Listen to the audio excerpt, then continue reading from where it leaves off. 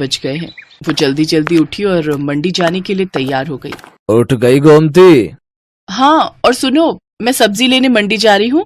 तुम ब्रेड और दूध बंटी को बोल देना, ले आएगा। चाय ब्रेड खाकर ही दवाई लेना। हाँ हाँ ले लूंगा, तू भी ध्यान से जाना। गोमती का पति किशन बीमार रहता था, इसलिए घर का खर्च चलाने के लिए गोमती सब्जियां बेचने लगी। गोमती सुबह सुबह की ताजी सब्जी खरीदने के लिए बड़ी मंडी जाने लगी। गोमती ताजी सब्जियां खरीद कर लाती और बाजार में ताजी सब्जी का ठेला लगाती।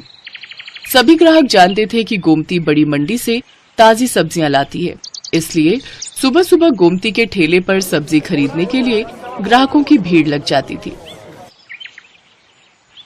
1 किलो आलू, प्याज, टमाटर और हाँ आधा किलो करेला, भिंडी और अरबी भी कर दो। 1 किलो खीरा निकाल देना। हाँ हाँ, अभी कर देती हूँ। तभी एक औरत गोमती के पास आती है जिसका नाम मेघा था। वो गर्भवती थी और सुबह सुबह टहलने के लिए निकलती थी। मेघा का नियम था, वो गोमती से ताजी सब्जियां लेती हुई ही घर जाती थी। गोमती, मैंने तुम्हें कच्चे आम बोले थे, लाई हो क्या? हाँ हाँ मेघा दीदी, आपके कच्चे आम मैंने पहले ही अलग ले लिए थे। ये देखो ताजे ताजे कच्चे आम। अरे वाह, इन कच्चे आमों को देखकर तो मेरे मुंह में पानी आ रहा है। वैसे कुछ भी कहो, सुबह सुबह की ताजी सब्जी की सुगंध ही अलग होती है, जो पूरे बाजार में सिर्फ तुम्हारे ठेले पर ही मिलती है। मुझे लगता है तुम बहुत मेहनत से सुबह सुबह बड़ी मंडी से ताजी सब्जियां लाती हो। कितने बजे उठ जाती हो गोमती? मेघा दीदी, रात को देर से सोती हूँ और आप तो जानती ही हो बंटी के पापा की तबीयत ठीक नहीं रहती। पूरे घर का काम देखना होता है, फिर सुबह सुबह मंडी निकलती हूँ 5 बजे उठकर। उसके बाद घर जाना ही नहीं होता, सीधे यहीं आ जाती हूँ और ठेला तैयार करती हूँ। और कोई सब्जी चाहिए, दे दूं क्या? और आज आप अकेले आए हो? अक्सर तो आपके साथ अमर भैया होते हैं। हाँ, अमर को कुछ दिनों के लिए ऑफिस के काम से बाहर जाना पड़ा, आ जाएंगे बोल रहे हैं। वैसे मैंने माँ को बुला लिया है, अकेली होती हूँ ना घर पर तो मन ही नहीं लगता। एक काम करो, मैं तुम्हें सब्जियां बता देती हूँ, क्या तुम रोजाना मेरे घर पर ताजी सब्जियां दे जा सकती हो? अब चला नहीं जाता, पूरा टाइम है ना इसलिए। हाँ हाँ, आप चिंता मत करो मेघा दीदी, मैं रोजाना सुबह सुबह की ताजी सब्जी आपके घर पहुंचा दिया करूंगी। इस हालत में आप अपना ख्याल रखो और किसी भी चीज की जरूरत हो तो मुझे वो भी कह देना, मैं ला दिया करूंगी। मैं तो बड़ी मंडी जाती ही रहती हूँ। बहुत बहुत धन्यवाद गोमती, नहीं तो आजकल इतना कौन करता है। ठीक है, अब मैं चलती हूँ, ये मेरा फोन नंबर है, मैं तुम्हें सब्जियां बता दिया करूंगी, तुम पहुंचा दिया करना। ठीक है दीदी, इसमें अपना नंबर आप खुद ही डाल दो, मुझे डालना नहीं आता। हाँ हाँ लाओ। मेघा अपना नंबर गोमती के फोन में सेव कर देती है और उसका नंबर भी अपने फोन में ले लेती है। मेघा गोमती को फोन पर बता देती थी कि उसे सब्जी में क्या चाहिए। हेलो, हाँ मेघा दीदी, ठीक है, मैं अभी ठेले पर पहुंचूंगी ना तो पहले आपकी सब्जियां ही अलग करके दे जाऊंगी, उसके बाद ठेला लगा लूंगी। ठीक है गोमती। तुम्हारी ये सब्जी वाली बहुत अच्छी है, बेचारी रोजाना सुबह सबसे पहले तुम्हारी ही सब्जियां अलग करके दे जाती है। इसकी दी हुई भिंडी मैंने कल काटी थी, एक भिंडी खराब नहीं निकली, सब ताजी कच्ची कच्ची भिंडी थी। हाँ माँ, बहुत अच्छी है गोमती, पर बेचारी का पति बीमार रहता है, 3 छोटे छोटे बच्चे हैं, अकेले ही सब्जी बेचकर घर का गुजारा कर रही है। गोमती सच में बहुत अच्छे स्वभाव की थी, ये बात मेघा और उसकी मम्मी जानते थे। एक दिन बहुत तेज बारिश हो रही थी, सड़कें पानी से भर गई थी, निकलने का भी कोई रास्ता नहीं था। गोमती सब्जियां तो ले आई थी पर ठेले पर नहीं लगा रही थी। आज तो बारिश ने परेशान कर दिया, सोच रही हूँ ठेला रुक कर लगाऊं, सड़कों पर पानी भरा हुआ है, कोई सब्जी लेने नहीं आएगा, थोड़ी देर बाद ही लगाऊंगी। अभी सारी सब्जी की बोरियां यहीं साइड में रख देती हूँ। एक काम करती हूँ, मेघा दीदी ने कल कच्चे आम बोले थे और बाकी सब्जियां भी तब तक उन्हें दे आती हूँ। आज उनका फोन भी नहीं आया, उन्हें लगा होगा कि मैंने बारिश के चलते सब्जी नहीं लगाई होगी। बारिश का पानी भी थोड़ा उतर जाएगा, बोरियां यहीं ठेले पर बांध जाती हूँ। गोमती ने सब्जी की बोरियां ठेले पर बांध दी और ठेले को जंजीर से बांधकर वो सब्जियां देने के लिए मेघा के घर चली जाती है। पर वो देखती है कि मेघा की तबीयत बहुत खराब है और जिस डॉक्टर से उसका इलाज चल रहा है वो उसका फोन नहीं उठा रही है। अस्पताल में भी कोई फोन नहीं उठा रहा, जिस वजह से मेघा और उसकी मम्मी बहुत परेशान हो रहे थे। मम्मी, कोई भी फोन नहीं उठा रहा, मेरा दर्द बढ़ता जा रहा है, मुझे लग रहा है मेरा लेबर पेन स्टार्ट हो गया है। मुझे भी यही लग रहा है कि तुम्हारे बच्चे का दर्द शुरू हो गया है। एक तो बारिश में कोई कैब भी बुक नहीं हो रही। आंटी जी आप चिंता मत करो, यहाँ थोड़ी दूरी पर ही मेरी जान पहचान वाले एक ऑटो वाले भैया रहते हैं, मैं अभी उन्हें लेकर आती हूँ। मुझे लगता है आज बारिश की वजह से वो काम पर नहीं गए होंगे। गोमती उस ऑटो वाले के घर जाती है जिसे वो जानती थी। बारिश की वजह से ऑटो वाला भैया आज काम पर नहीं गया था। गोमती के कहने पर वो अपना ऑटो निकाल लेता है। वो सब मेघा को अस्पताल ले जाते हैं। गोमती मेघा की मम्मी के साथ वहीं रहती है। बारिश भी अब रुक चुकी थी, पानी सड़कों से उतर गया था। मेघा के हस्बैंड को जब ये बात पता चलती है तो वो सीधा हॉस्पिटल ही आ जाता है। मेघा एक बेटी को जन्म देती है। थैंक यू गोमती, अगर आज तुम ना होती तो ना जाने कितनी परेशानी हो जाती। अमर, तुम्हें पता है गोमती ही ऑटो वाले भैया को लेकर आई थी। थैंक यू गोमती, तुमने आज हमारी बहुत मदद की है। इसमें थैंक यू की कोई बात नहीं है भैया, ये तो मेरा सौभाग्य है कि मैं मेघा दीदी की मदद कर सकी। और मैं बहुत खुश हूँ कि मेघा दीदी ने इतनी प्यारी सी गुड़िया को जन्म दिया है। अब तो मैं मिठाई खाऊंगी। गोमती को ध्यान ही नहीं रहा, वो अपना ठेला और सब्जियां सुबह से छोड़कर आई हुई थी। सब सब्जी वाले बारिश की वजह से वहां से जा चुके थे। गोमती देखती है उसका ठेला और सब्जियां कोई चोरी करके ले गया। गोमती बहुत रोती है। ये बात जब मेघा और अमर को पता चलती है तो वो गोमती की मदद करते हैं। गोमती, हमारी अपनी दुकान कब से खाली पड़ी थी, अब तुम हमारी दुकान को अपनी सब्जी की दुकान बना लो। अब से तुम दुकान पर बैठकर सब्जी बेचा करो और टेंशन मत लो, हम तुमसे दुकान का कोई किराया नहीं लेंगे। तुम आराम से अपनी सब्जी की दुकान चलाओ। गोमती की आंखों में खुशी के आंसू आ जाते हैं।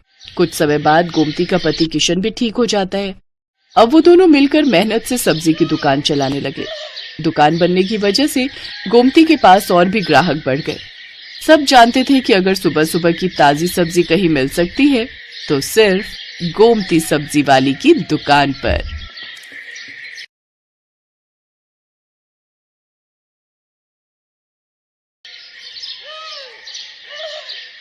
लता की आदत थी कि वो हमेशा दिन में रोटी बनाती और रात में चावल। कुछ भी हो जाए, कभी दाल चावल, कभी राजमा चावल, कभी पुलाव, कभी खिचड़ी पर चावल तो बनने ही बनने हैं। कई बार लता की सास विमला उसे इसके लिए रोक चुकी थी, पर लता अपनी इस आदत को बिल्कुल भी नहीं बदलना चाहती थी। बहू, आज खाने में क्या बनाया है? बाबूजी दाल चावल बनाए हैं। आज फिर चावल बना लिए। लता, मेरे तो घुटनों में बहुत दर्द रहता है, मैं रोजाना रात में चावल नहीं खा सकती बहू। दिन में बनाओ तो मैं थोड़े बहुत खा भी लूं। एक काम कर, मेरे और इनके लिए तो तू रोटी ही बना दे। माँ जी, अब आटा गूंथना पड़ेगा, आटा गूंथा हुआ नहीं रखा। कोई बात नहीं बहू, जो बनाया है वही दे दो। लता ने दाल चावल बनाए हुए थे, वही अपने सास ससुर के आगे परोस दिए। एक काम करो, मैं तुम्हें 2 रोटी का आटा गूंथ कर रोटी सेक देती हूँ।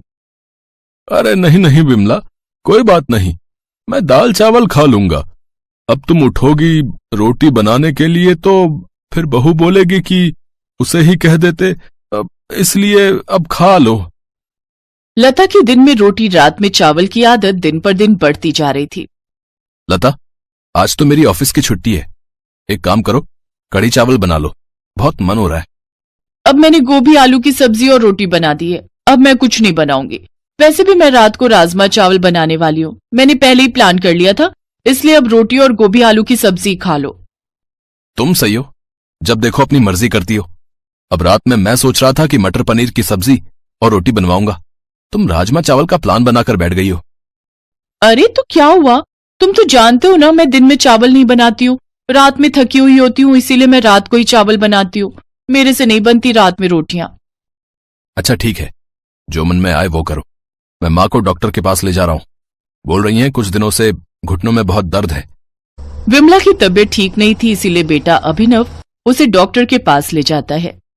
देखिए माताजी, उड़द की दाल, भिंडी, चावल, दही वगैरह और ठंडी चीजें आपको कुछ समय के लिए बंद करनी होंगी। डॉक्टर साहब, मैं तो कोई ठंडी चीज लेती ही नहीं हूँ। ये बच्चे कई बार कहते हैं कि ठंडा आइसक्रीम और ठंडा दूध वगैरह ले लो। मैं तो दही भी बहुत कम खाती हूँ क्योंकि मेरे घुटनों में दर्द हो जाता है। अब डॉक्टर साहब, और कुछ खाने का परहेज? बस इन्हीं बातों का ध्यान रखें और समय पर दवाई लें। विमला अभिनव के साथ घर आ जाती है।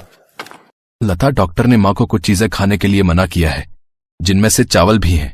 तुम ये जो रोज चावल बना देती हो ना रात में, वो माँ को बहुत नुकसान करते हैं, इसलिए अब माँ के लिए रोटी बना दिया करो। ठीक है, बना दूंगी, पर आज खाना बन चुका है। तो कोई बात नहीं, माँ के लिए रोटी बना दो, और एक काम करो, बाबूजी के लिए भी बनाई दो। बस काम पर काम बढ़ा देते हो। लता गुस्से में रसोई में जाती है तो वो देखती है कि उसकी सास रसोई में रोटी सेक रही है। अरे, मैं बना तो रही थी, आप क्यों खड़ी हो गई? अब ये देखेंगे आपको रोटी बनाते हुए तो मुझ पर गुस्सा करेंगे। कोई बात नहीं बहू, तुम भी तो पूरा दिन काम करके थक जाती हो, 2-4 रोटी ही तो सेकनी है, उसमें देर नहीं लगती। तुम्हारे लिए बनाऊं, तुम खाओगी? नहीं नहीं, मुझे नहीं खानी, आप अपने लिए और बाबूजी के लिए बना लो, मैं तो चावल ही खाऊंगी। अपना खाना डालकर रसोई से चली जाती है। लता ने अपनी आदत को फिर भी नहीं छोड़ा। दिन में रोटी सब्जी बन जाती तो वो रात में चावल बना लेती। जब उसने देखा कि उसके सास ससुर को तो रोटी ही खानी है, तो उसने अब दिन में ज्यादा रोटी बनानी शुरू कर दी, ताकि रात को उसे फिर से रोटी ना बनानी पड़े और वो चावल खाकर ही रह जाए। माँ जी, रोटी मैंने दोपहर में ही ज्यादा बना दी थी। मुझे पता था आप और बाबूजी रात को रोटी खाते हो, इसलिए मैंने सोच लिया है अब मैं आप लोगों की रोटी दोपहर में ही बना दिया करूंगी। पर बहू, वो तो ठंडी हो गई होगी। अब अरे विमला, कोई बात नहीं, ठंडी है तो उन्हें तवे पर गर्म कर लो, तुमने और मैंने ही तो खानी है। जाओ बहू, तुम अपना खाना खा लो। लता अपने कमरे में चली जाती है। उसके सास ससुर दोपहर की रोटी ही खा लेते हैं। लता अपनी आदत की वजह से अब जब भी रात में चावल बनाती तो अपने सास ससुर की रोटी दोपहर में ही बनाकर रख देती। एक दिन लता अपने कमरे में स्टूल पर चढ़कर ऊपर की अलमारी से कुछ ढूंढ रही थी। कहाँ रख दिया मैंने अपना नया पर्स? यहीं ऊपर अलमारी में ही तो रखा था। भाभी, आराम से, मेज गिर जाएगा, रुको मैं आती हूँ। जितनी देर में काम वाली दौड़ कर जाती, इतनी देर में लता मेज से नीचे गिर चुकी थी। लता की चीख निकल गई। अभिनव और विमला लता को डॉक्टर के पास ले गए। लता की रीढ़ की हड्डी का मांस फट गया, जिस कारण लता को कुछ दिनों का बेड रेस्ट हो गया। माँ, ये लता की सारी दवाइयाँ, अभी अगले हफ्ते बुलाया डॉक्टर ने। बेटा, घबराने की तो कोई बात नहीं है ना? डॉक्टर क्या कह रहा है? पापा, रीढ़ की हड्डी का मांस फट गया है, इसलिए कुछ दिन ठीक होने में लगेंगे, लेकिन लता को पूरा बेड रेस्ट करना होगा। कमर में बहुत दर्द हो रहा है। अरे, मेरी बहू तो बहुत बहादुर है, देखना तुम बहुत जल्दी ठीक हो जाओगी। मैं तुम्हें ताकत की बहुत अच्छी अच्छी चीजें बनाकर दूंगी, जिससे तुम्हें आराम मिलेगा। लता की कमर में दर्द था और ये बात उसकी सास और बाकी परिवार के लोग भी समझ पा रहे थे। सब लता को बहुत हिम्मत देते हैं। लता की सास विमला अपनी बहू की बहुत देखभाल करती है। लता देखती है कि उसकी सास बिल्कुल उसकी सगी माँ की तरह उसकी देखभाल कर रही है।